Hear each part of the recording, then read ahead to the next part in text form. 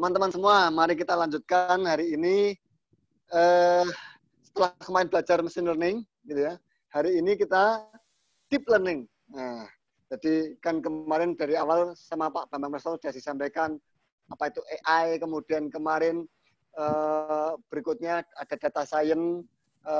Kemarin ini machine learning. Nah, hari ini kita belajar deep learning bersama Bu Afiati. Bu Afiati ini sekarang lagi program doktor di ilmu komputer UGM. Nah, hari-hari beliau adalah ngajar di Mercu Buana Jakarta. Detailnya nanti sambil jalan kita bisa kenalan sama Bu Afi. Teman-teman semua memang konsentrasi di Bu Afi ke deep learning. Jadi nanti di sini kita bareng-bareng sama-sama diskusi, berbagi pengalaman barangkali gitu ya, yang tadi dari mana-mana itu, yang udah ada pengalaman kita bagi bareng-bareng supaya kita tambah wawasan lebih luas lagi. Gak usah panjang-panjang, saya kira langsung saja ke Bu Afi. Nanti kalau ada, oh ya sebelum saya ke Bu Afi, teman-teman ada pertanyaan, kalau ada pertanyaan nanti seperti biasa tuliskan di Q&A di kiri atas ya, kanan atas. Nah, Q&A kanan atas. Jadi nanti semua chattingnya kita akan off-kan. Nanti semua pertanyaan di Q&A di kanan atas. Nanti kalau Bu Afi kira-kira sudah agak capek butuh bantuan, angkat tangan boleh Bu. Siap, siap. Gitu. Kalau udah mulai ngelak-ngelak gitu, hausnya udah mulai, jadi boleh angkat tangan nanti. Saya bacakan Q&A-nya, mungkin saya bacakan aja biar nanti Bu Afi ada jeda istirahat sedikit. Gitu ya teman-teman. Kita mulai. Monggo Bu Afi, waktu dan Zoom-nya kami haturkan. Monggo. Oke, baik. Terima kasih Mas Abdul. Mas Abdul ini pemuda keren yang saya tahu, yang saya kenal di Jogja. Saya mengenal Mas Abdul dari Facebook, dari dosen-dosen saya juga sebenarnya di Gajah Mada merekomendasikan untuk belajar sama Mas Abdul. Lalu saya datang ke Praxis Academy di Pakem. Wah, adem, asri. Kalau saya masih muda, Mas, saya pasti ikut di situ bootcamp 3 bulan. Wah, terima kasih. Ini Kak, sayang sekali kalau anak-anak muda nggak pernah ikut bootcamp di Praxis Akademis yang di Pakem. Rugi banget lah pokoknya. Terima kasih. Oke, baik. Nah, terima kasih juga untuk semua peserta yang sudah hadir. Sebenarnya ini saya mau sharing justru, mau nanya justru. Ini saya udah bener apa belum? Ini kayaknya yang datang di sini nih kayaknya para pakar semua nih kayaknya. Oke, baik. Penelitian saya. Sebelum jawab Bu, ini suara ada suara mic-nya kena angin gitu ya Bu? Oh iya, oke. Ya, oke. Sudah? Siap. Aman. Aman. Ya, penelitian saya memang mengenai media sosial. Jadi ini sebenarnya saya justru mau minta masukan nih sama anak-anak muda yang pinter-pinter yang hadir hari ini. 119 orang. Oke. Malah dari Polandia, dari Papua, dari Aceh. Oke, baik. Ankara, Turki. Turki, Polandia yang paling jauh ya. Oke, saya boleh share materi saya. Oke. Materi. Oke.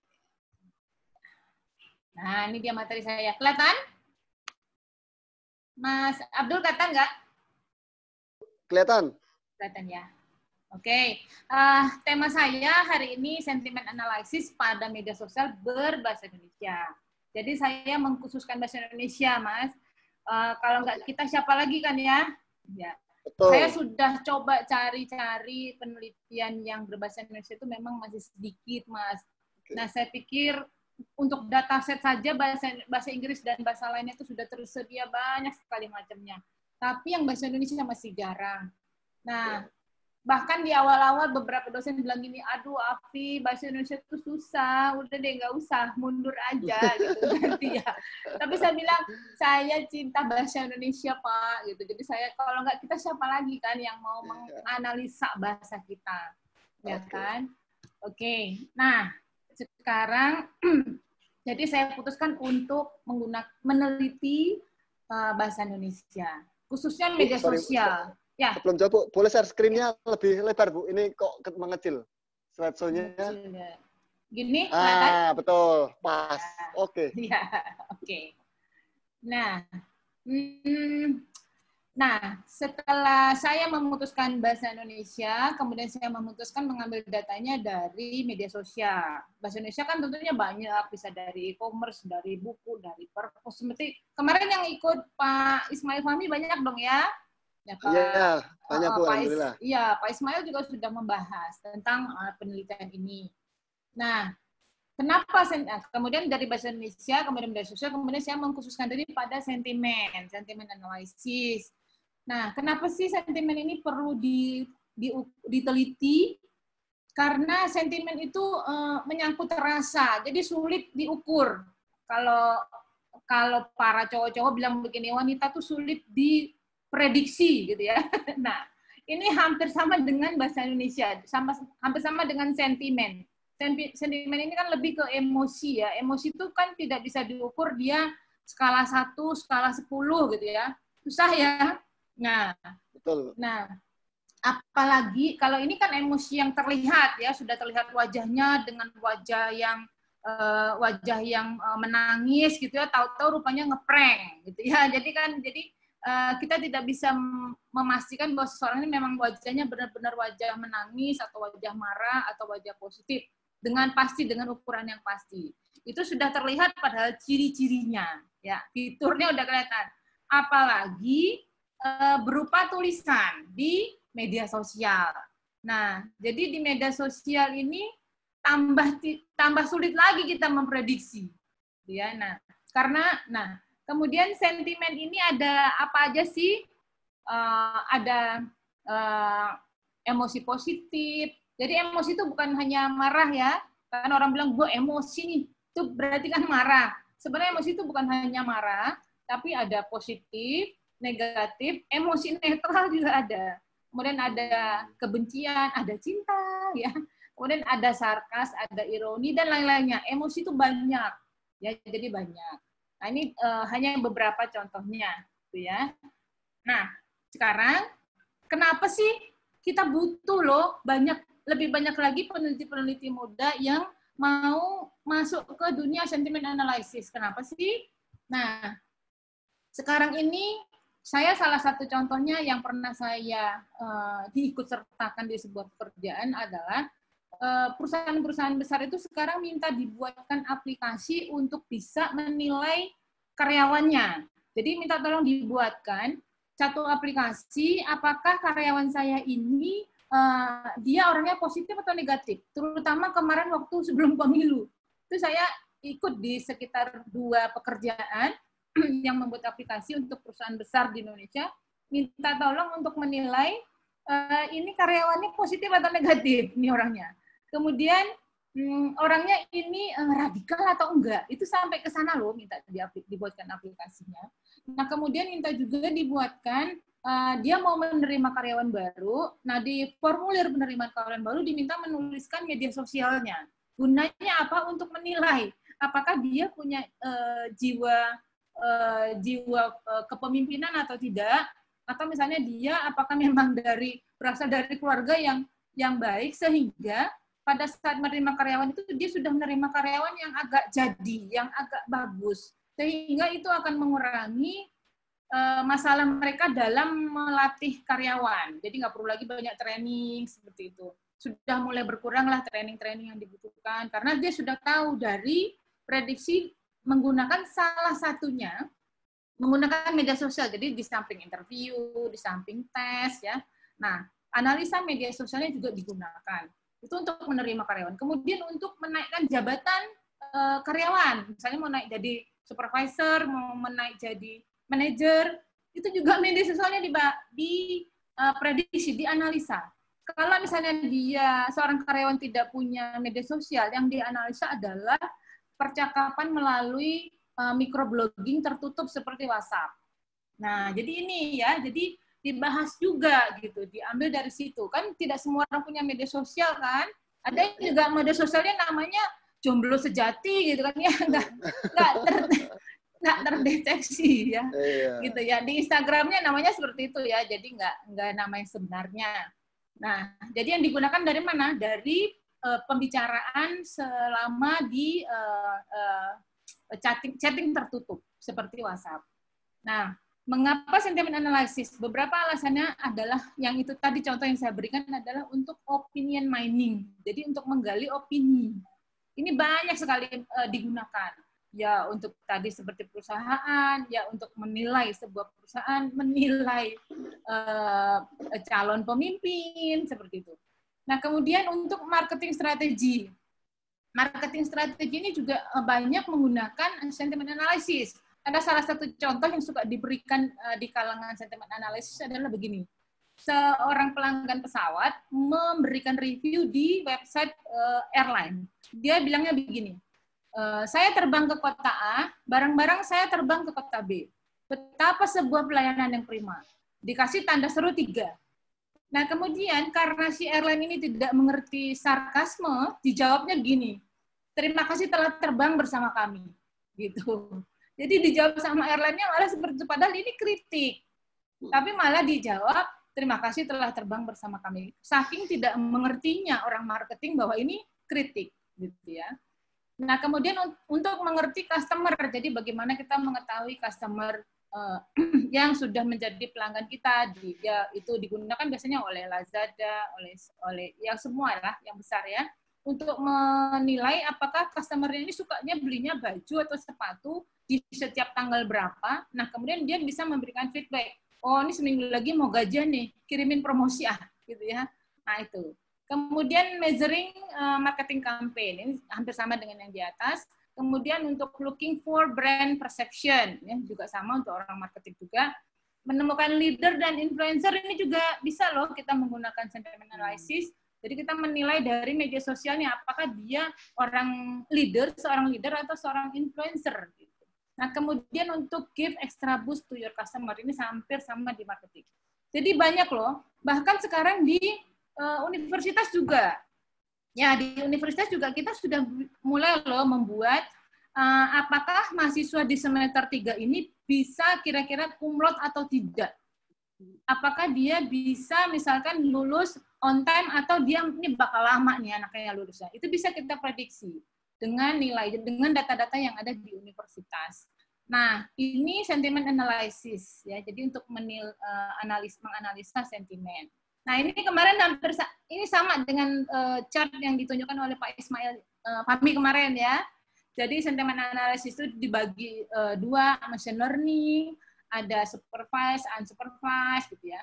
Nah, saya menggunakan Twitter, kemudian berbahasa Indonesia, karena ada beberapa sentimen di bahasa Indonesia itu yang belum ada polanya, saya menggunakan rule base yang ini. Rule base. Kemudian nanti mungkin akan dicampur dengan neural network. Kemarin saya bertanya ya ke Pak Ismail ya, gimana ya rule base Pak gitu ya, bagus apa enggak? Sebenarnya saya mau mengarah ke sana. Ini banyak di jurnal-jurnal banyak diagram ini nanti bisa dilihat. Nah, ini salah satu contoh Twitter. Ini yang saya teliti nih. Ini nanti mohon teman-teman yang lain mohon masukan ya. Ini yang saya lakukan sudah benar apa belum ya. Oke. Nah, ini contoh Twitter. Ya. Contoh Twitter ini ada sebuah Twitter. Ini ya, kita nggak usah menilai siapa orang yang isinya, tapi kita lihat kalimatnya. Tujuan puasa itu sebenarnya akan memperkuat iman. Kalau nyuruh nutup restoran berarti iman Anda, tanda tanya. Ada yang nge-retweet. Dia bilang begini, tanda tanya di sini ya, berarti sebatas tirai restoran. Ya. Nah, kalau misalnya saya hanya mengambil Twitter di bawah ini saja, yang retweetnya saja, sebatas tirai restoran. Ini saya tidak bisa menganalisa apakah ini positif, negatif, atau dia sarkas, atau dia hate speech. Saya nggak bisa menilai kalau Twitter di atasnya tidak saya sertakan. Jadi kalau kita hanya ambil data ini saja, tapi tanpa konteksnya di atas, itu kita nggak bisa mengerti ini maksudnya apa, lu ngomong apa, berdasarkan Twitter apa gitu ya. Nah, itu konteks yang mau saya ambil. Jadi berdasarkan konteks gitu ya. Terus saya belajarlah Python sama teman-temannya Mas Abdul nih. Saya asalnya dari SQL dan Oracle, kemudian emak-emak nih ya suruh belajar Python, belajarlah Python ya. Nah, belajar Python, saya cobalah crawling nih ya, crawling data Twitter. Crawling pakai API. Nah, pakai API itu kan terbatas ya Mas Abdul ya. Ngambilnya hanya terbatas. Udah gitu saya pernah ngambil 200 langsung Twitter saya di-ban, di-blok. Iya. Jadi saya langsung nggak bisa buka Twitter saya selama seminggu, dihukum sama Twitter. Nah, iya. Nah, padahal saya kan tidak hanya butuh 200 karena saya machine learning dan deep learning, butuh datanya kan banyak ya. Nah, kalau penelitian sebelum-sebelumnya itu ngambilnya bisa 50.000 baris, bisa 100.000 baris, pasti kan saya harus lebih dari itu gitu ya, karena deep learning dan bahasa Indonesia pula. Jadi saya cari lagi informasi, termasuk saya ngikut terus nih, memantau terus di trainingnya Mas Abdul, ikut training juga yang lain. Oh, ada cara pakai Selenium, ya Mas Syak. Main juga sempat disinggung sama Mas Ismail. Nah, Selenium itu bisa sih, dia bisa banyak. Cuman, sekarang nih, di saya nih begini, Selenium itu kan membuka link, ya. Jadi pertama saya buka link seorang yang posting di sini, misalnya link si Galen Hosea. Saya buka, saya ambil namanya, kemudian tanggalnya, kemudian isi tweetnya, ya kan? Nah, kemudian saya harus cek apakah dia sudah ada retweet apa belum, sudah ada yang mereply apa belum. Nah, kalau sudah ada yang reply, saya mesti buka link ini, ya kan? Saya mesti buka link ini. Nah, kemudian setelah ada link ini, kemudian saya akan ambil yang nge-retweet siapa. Nah, akan saya ambil, misalnya ini yang nge-retweet pertama Benny Beno, saya ambil namanya, saya ambil tanggalnya, kemudian saya ambil isinya. Nah, ini hanya bisa dilakukan dengan Selenium. Nah, kemudian saya coba buat crawlingnya dengan Selenium, dengan proses seperti itu tadi, ternyata nggak bisa, kalau tanggalnya tidak saya batasi, itu dia muter, dia ngelup terus. Nah, akhirnya saya batasi hanya per hari. Jadi saya batasi per hari, baru dia bisa dapat hasilnya, ya, baru dapat hasilnya. Nah, itu dapat hasilnya, tapi nggak bisa banyak, itu dia. Itu kendalanya pertama. Nggak bisa banyak, paling 50 baris dapatnya. Sudah gitu, ternyata pakai Selenium ini, begitu saya crawling di Jogja, dapatnya data Jogja. Karena dia di tag IP, rupanya. Begitu saya berangkat ke Bali, kemudian saya crawling, dapatnya bahasa Bali. Kemudian saya crawling di Ciledug, dapatnya Twitter campur bahasa Inggris, lu gue, dan campur bahasa Inggris, Mas. Kan I say begini, gitu ya, campur, Mas. Jadi bahasa Jaksel kalau istilah anak muda sekarang ya. Hasil data crawling saya amat sangat multi language. Jadi bukan dua bahasa, Mas. Bahasa Bali, bahasa Jawa, bahasa Makassar. Saya minta tolong sama mahasiswa crawling, dia terus pulang ke rumahnya di Makassar, dapat Makassar. Terus mahasiswa saya minta tolong lagi crawling dari Pekanbaru, dapat bahasa Malaysia. Jadi hasil data saya seperti ini nih, kita lihat ya. Sebentar. Bisa lihat yang Excel-nya. Ini kelihatan nggak ya, Mas? Nggak ya? Kelihatan, yang Excel-nya kelihatan. Oh, Excel-nya nggak? Oke, saya berhenti sharing yang tadi. Bentar, stop sharing. Saya sharing yang Excel. Nah, oke, sebentar. Sebentar, saya sharing yang Excel. Nah, ini contoh dari hasil sharing saya. Hasil crawling. Kelihatan ya, Mas? Kelihatan. Nah, jadi di sini saya ada 6 kolom, author date, responder. Responder ini yang meretweet ya. Kemudian tweet author, yang pertama sama yang nge-retweet. Ini dapatlah nih, tukang sayur lagi ngeslah tosaknya. Wayahe turumin. Gitu ya. Jawaban si retweet. Ya. Kemudian, lihat video-video aksi kemarin, masih aja merinding. Koe gak meludin. Gitu ya. Ya, nih, kamu terlalu dewasa buatku, tanda sedih, bilang aja lu terlalu tua bang, gitu. Nah ini jawaban retweet. Nah kayak ginilah mas, bercampurnya bahasa yang saya dapat. Ini sekarang saya sudah crawling sekitar 20.000. Kalau nanti ada teman-teman di sini yang mau bantuin crawling, monggo saya ajak, nanti kita kerjasama ya. Adalah uang baksonya sedikit. Nanti banyak Bu, kalau yang bantuin crawling mas, seneng nih kita biar sekalian belajar bareng-bareng. Iya, karena saya baru dapat 20.000, saya mungkin butuhnya sekitar 100.000. Oke. Nah ini untuk data. Kembali ke tadi sebentar, kembali ke presentasi tadi. Nah, ini salah satu contoh juga nih yang saya dapat nih. Ini mohon maaf ya, jangan nggak usah masuk kemana-mana ya. Ini pas kebetulan saya dapatnya Twitter ini beliau ya. Lamun siro sekti, ojo mateni, gitu kayak gitu ya. Kemudian dijawablah tanganmu belum darah kawan. Oke, ini jangan di-capture ya. Ini memang apa adanya dapatnya begini. Kalau misalnya saya tidak mengambil Twitter pertama, saya kemudian hanya mengambil ini tidak akan terlihat sarkas, tidak akan terlihat hate speech, ya kan? Tidak akan terlihat negatif, karena tangan berlumuran darah kan bisa aja positif, toh memang berdarah nih, ya. Tapi kalau kita sertakan ini, baru deh kelihatan bahwa itu memang sarkas atau hate speech, ya. Nah.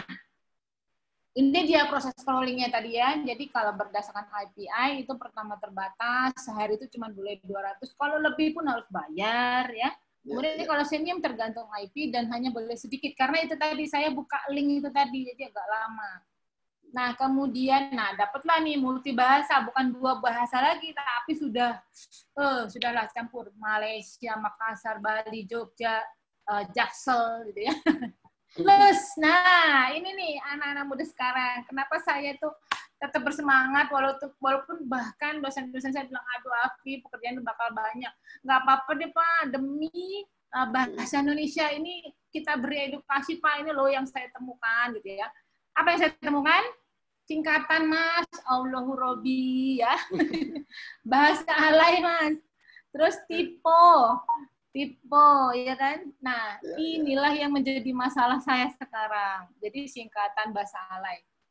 Jadi ini yang banyak banget. Saya udah bilang, udah mundur aja deh, cari bahan lain aja gitu ya. Tapi saya berusaha untuk tetap, karena kalau nggak kita yang mengolah bahasa Indonesia, ntar AI-nya Twitter bahasa Indonesia siapa gitu yang akan mengolah, ya kan Mas? Kalau nggak kita. Oke. Jadi hasilnya adalah core of the core unstructured sentence. Jadi udah benar-benar hancur hasilnya. Nah, butuh pre-processing dong, ya kan? Pre-processingnya itu, waduh, ini contohnya tadi udah saya perlihatkan. Nah, sekarang lanjut ke pre-processingnya. Ya, pre-processingnya itu mulai dari ngebersihin, Mas. Jadi mulai dari ngebuang. Saya nggak ikutkan emoji, tapi kalau sebenarnya emoji itu bagus loh kalau mau diteliti. Ya, kemudian saya hanya bersihkan link sama mention karena itu tidak saya butuhkan, gitu ya. Nah, hanya saya buang link dan mention. Kenapa? Karena saya tahu sekali anak muda itu tipe itu pasti ada makna kok. Alay itu pasti ada maknanya kok. Singkatan itu pasti masih ada maknanya dong kalau misalnya kita perbaiki, ya kan Mas. Jadi sebenarnya masih tetap ada lah maksud di situ. Jadi saya nggak buang, ya.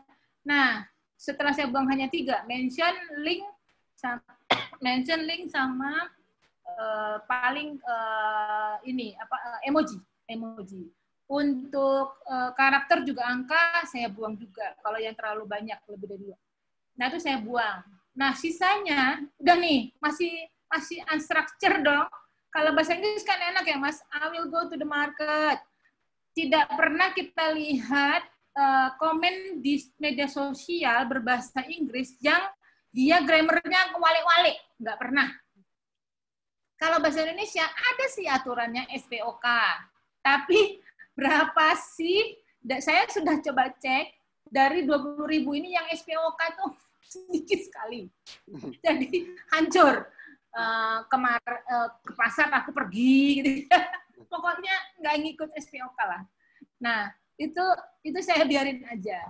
Nah, akhirnya berarti saya harus punya kamus dong, Mas. Kamus typo, kamus alay, kamus singkatan. Nah, kamusnya 3 nih mesti dibikin. Jadi nanti kalau sekali lagi ya, kalau ada yang mau bikin, saya sudah ketemu kamus singkatan punyanya Salsabila di GitHub, itu baru sekitar 4 ribuan.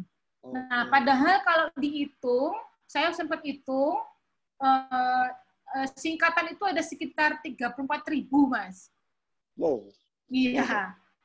Termasuk yang alay. Alay itu misalnya amin gitu. I-nya ada 10. Panjang. Ikan Itu kaya banget itu, Bu. Ini ternyata Mas Abdul yang bikin bahasa Indonesia hancur. Ayo. Nah, ada misalnya kalau singkatan saya dia Mas SY, gue, GW, ya kan? Siapa lagi? Ku, Q. Ya, pokoknya banyak ya Mas. Untuk saya aja, gitu ya. Siap bosku gitu ya.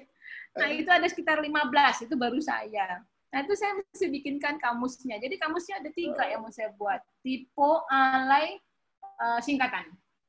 Ini sekali lagi kalau ada teman-teman yang mau bantu yuk bekerja sama kita. Nah, nanti ini baru nanti akan saya mappingkan ke data yang ada. Nah, kemudian ini saya sekarang saat sedang proses labeling. Jadi saya punya 5 tim, Mas, 5 orang yang melabel. Saya pilih salah satu sentiment analysis, kemudian saya minta melabel apakah dia positif. Satu kalimat tadi ya, si author sama si itu, dia positif, apakah dia negatif, apakah dia hate speech, atau dia sarcasm. Ada 5 orang yang sekarang sedang bekerja. Alhamdulillah dengan adanya wabah COVID ini jadi lebih cepat labelingnya 21.000 karena nggak kemana-mana ya. Sambil tidur sana saya bikinkan website, Mas. Saya bikinkan website, datanya saya masukin ke situ. Teman-teman yang anotator yang melabel ini tinggal pilih ini positif, ini negatif, tinggal centang negatif positif. Jadi udah lebih mudah gitu. Jadi yang 21.000 itu udah saya masukkan ke situ. Nah, kemudian saya ada lagi kemarin sempat Pak Ismail sebut bahwa saya harus melakukan language classifier sebenarnya, language classification. Saya mesti tentukan ini bahasanya bahasa Malaysia, Makassar, Bali, Jawa, gitu ya. Nah, itu ada rumusnya, ada formulanya untuk menentukan apakah sebuah bahasa ini masuk kategori mana. Ini sudah dilakukan oleh Google, Mas. Google tahu kan, Google Translate-nya sudah bahasa kemana-mana, udah ada Jawa, Batak, segala macam ya. Nah, Google sudah melakukan, Google itu menggunakan metode BERT ya, BERT. Nah, saya juga nanti akan melakukan language classification. Nanti setelah itu baru, setelah di language classification, sisanya nanti saya masukkan ke dalam OOP. Nah, itulah kemudian yang akan saya gunakan untuk sentiment analysis. Nah, salah satu yang kemarin yang dijelaskan oleh Pak Fahmi Ismail bahwa beliau juga menjelaskan tentang role based, pattern based gitu ya, nah bias decision tree gitu ya, itu juga kemungkinan akan saya gunakan. Nah, kemudian ini diagram role based, nanti bagi yang ingin lebih dijelaskan detail teknisnya boleh nanti japri aja kali ya Mas ya, karena ini agak panjang dan teknis. Yang jelas saya menggunakan machine learning dan deep learning. Deep learning-nya juga saya belum terlalu putuskan apakah mau pakai GPU, CNN, RNN, belum saya pilih yang mana yang paling oke nantinya. Nah, itu yang kemudian ini ya yang akan dilakukan nantinya metodenya. Kira-kira begitu Mas Abdul, sharing dari saya. Nah, ini pasti anak-anak muda mau dong nih yang mau bekerja sama, yang mau membantu saya, yang penelitiannya sama, mau skripsi, ya yuk bareng gitu. Ini sudah ada beberapa mahasiswa yang ikut penelitian bareng sama saya, dia yang S1, ada yang S2, jadi bareng-bareng gitu. Gitu Mas Abdul. Siap. Wah, seru nih. Ternyata puyeng ya, Bu ya. Nah, itu kalau saya nggak kelar-kelar tuh, Bu. Mengurai segala macam bahasa ke sesuatu yang dijadikan standar kan kira-kira kan gitu kan Bu, supaya jadi sentimen itu kan ada satu standarnya kan gitu kan. Iya, betul. Wah, ini. Nah, mungkin teman-teman nanti bisa berbagi cerita nih. Ya, bisa ayo. ayo kita bikin riset ini kayaknya malah bisa bikin riset bareng-bareng nih. Misalkan lagi ada yang mungkin skripsi, tesis atau disertasi bareng-bareng nih. Ini bisa dikembangin bareng-bareng. Dan tadi Bu Afi cerita belum banyak yang bahasa Indonesia Bu ya. Nah kalau belum banyak itu kamus datanya tadi berapa Bu? Baru 4.000 yang ale-ale itu. Iya. Nah, Yeah. itu kan kalau misalnya bisa di kerjasama bareng-bareng kerjasama, basisnya komunitas kayak begini nih, nah, mungkin jadi satu kamus data yang bagus lah, gini kira-kira. Betul. Nah, melanjutkan ke sana, siapa ini yang mau berbagi cerita sama Bu Afi? Oke, pertama saya bacakan dulu. Oke, nanti kalau yang misalnya di Q&A silakan boleh angkat tangan, nanti kita akan open mic. Nah, ya. Nah, sekarang saya Q&A dulu. Habis itu silakan teman-teman yang pingin diskusi bareng atau mungkin ngasih masukan, Bu, bagusnya begini. Monggo nggak apa-apa. Kita open bareng-bareng ya. Oke, Q&A dulu. Habis itu silakan nanti kalau ada yang mau angkat tangan, saya persilakan angkat tangan biar di open mic. Oke, pertama. Ini dari, waduh, ini nggak ngasih nama ini, anonymous attendant. Mau tanya tentang kendala yang dihadapi Ibu. Mengapa Ibu memilih crawling data historis? Bukankah ada opsi crawling data streaming menggunakan IPS streaming? Nah, itu. Oke. Langsung dijawab ya, Mas? Boleh. Iya. Ya, itu tadi seperti tadi yang saya sampaikan, saya sudah coba pakai API, dan itu hanya terbatas sampai 200 dan tidak bisa menggali ke dalam, Mas. Jadi nggak bisa menggali ke link karena saya kan butuh retweet dan butuh reply. Jadi kalau pakai API itu hanya dapat Twitter autornya saja, nggak bisa ke dalam, nggak bisa ngambil link. Makanya harus Selenium. Atau mungkin ada cara lain yang API pakai API streaming, saya belum tahu nih yang bisa dapat reply-nya juga dapat tweet-tweetnya gitu. Saya belum tahu nih. Nah, mungkin ada yang mau membantu saya, boleh ayo. Nah, tuh. Tapi saya udah coba. Oke, siapa tadi namanya ini ya, anonymous attendee itu? Ini anonymous attendee nih. Wah, sayang nih namanya nanti di ini ya, di info ya. Ya, di info di chatting boleh biar nanti barangkali bisa saling kontak. Kalau belum join ke grup silakan nanti masuk ke grup biar bareng-bareng. Oh iya. Bareng-bareng nanti bisa bareng-bareng bantu. Di Telegram ya, Mas? Ya. Oke. Lanjut. Oh, yang pertama ini. Permisi mau tanya apakah mengambil data Twitter dengan Selenium itu mematuhi term of service Twitter? Ya, dengan menggunakan Selenium sebenarnya sih itu seperti kata Pak Fahmi kemarin kita mengambil secara ilegal ya. Tapi kan kalau sudah sekali diposting di media sosial itu kan sudah menjadi milik